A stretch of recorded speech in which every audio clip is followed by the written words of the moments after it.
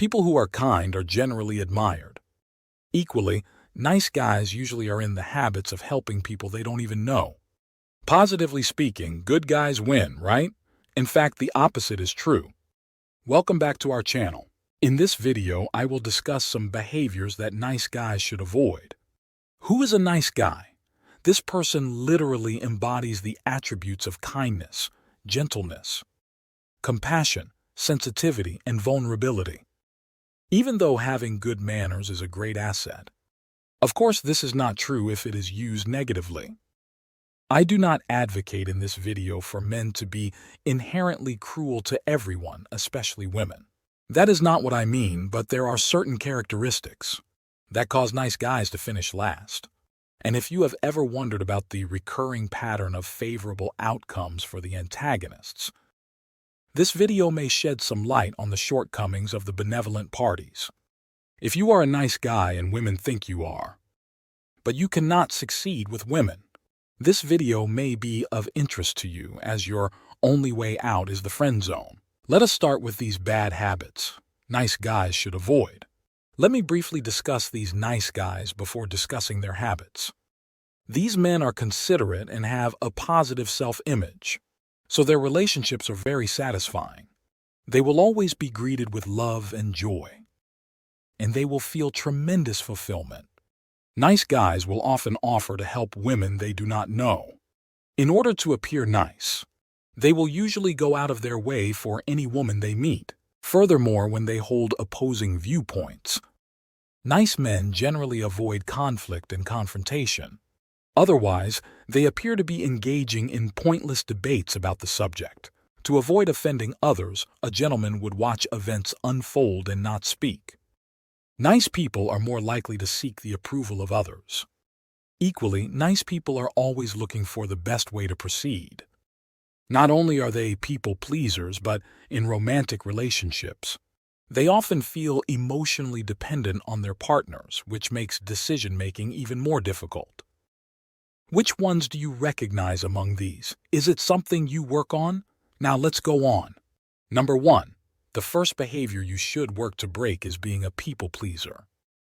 A young person may feel compelled to make as many friends as possible, persuade everyone to like them, and make everyone happy. As you get older, you usually realize that you cannot please everyone, and that you cannot be everything to everyone.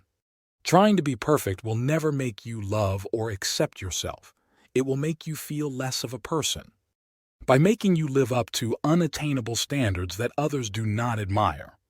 Therefore, quit being nice guys. Because each morning, nice guys consider who to please. If you share an office with a nice person who always helps others to look good, the nice guy may be in trouble, because everyone would use a nice guy.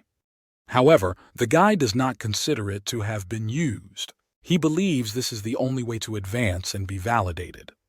Being a people pleaser is not something that a nice guy ought to do. It is not that you should completely abstain from attempting to please others. However, family relationships are important, but they should be in an armless partnership. One may want to please or impress the other person. You must stop making it a blanket requirement that you make everyone happy, regardless of whether they directly affect your life. Number 2, stop agreeing with everyone. I'm not suggesting you always disagree with others. It is important to value one's own opinions. Never hesitate to express your opinions on important issues. You do not have to be quiet or conform to avoid offending others. It is acceptable to have different opinions, and disagreements should not turn into heated arguments. But you are capable of saying yes or no, right? Actually, arguments do not always have to turn violent or involve people reaching for each other's throats. It is best to stick to your guns about which side you support. Since many polite people waver and lack conviction, they come and go depending on which team or person they want to please. As a man, you must always think for yourself and express your opinions, as other alpha males will try to take over as soon as they enter a room. If you often agree with others, you may be losing your identity. Simply put, one should develop the ability to refuse requests. By learning to decline, you can overcome many barriers to progress. Thus, Let's consider this recurring phenomenon you might have observed. Those with male friends might have probably heard the story. They eat at a restaurant together, and his lady is taking advantage of him by choosing the most expensive items on the menu. However, though he knows he has barely enough cash to order a ride home, he will use what is left on the bill to buy the extras the girl wants. After that, he has to choose between calling a friend to come save him or walking home. This happens on a regular basis.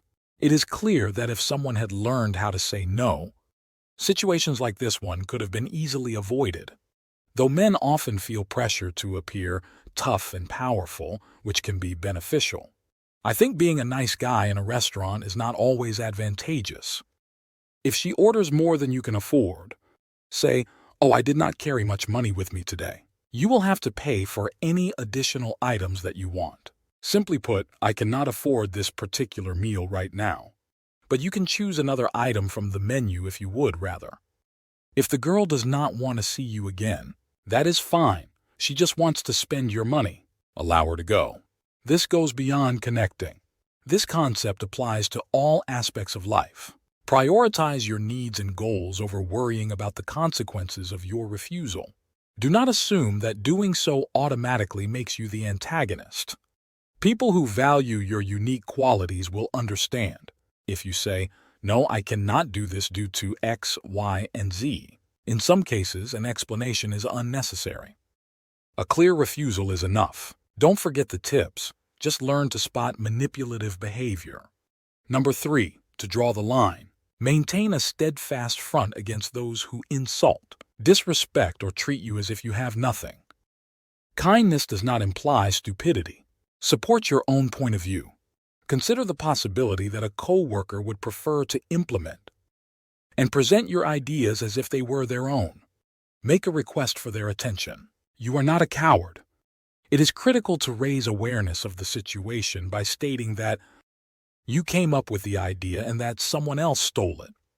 If you and a woman agree to go on a date, she vanishes without calling or texting you for whatever reason. To be more precise, she literally ghosts you. You could also call her out. It demonstrated rudeness. Ideally, you should inform her. As a result, she will be discouraged from treating you in this manner on future scheduled dates. What people fail to recognize is that we allow others to treat us as they do. Others will continue to treat you poorly if you tolerate bad behavior. People will continue to act in certain ways towards you without standing up for oneself. However, be a nice guy, but avoid behaviors that make others misjudge and exploit you.